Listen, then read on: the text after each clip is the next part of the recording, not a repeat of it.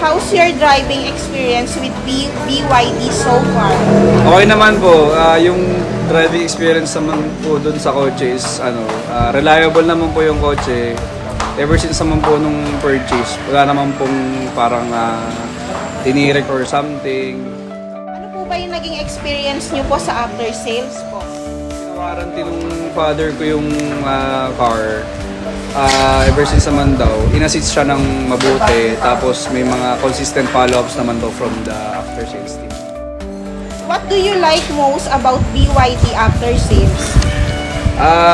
I guess yung yung consistent follow-up nila.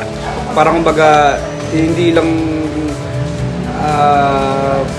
parang sales yung after nila, ganun. Tapos yun nga again, may nagpo-follow up doon sa if ever na may problem yun.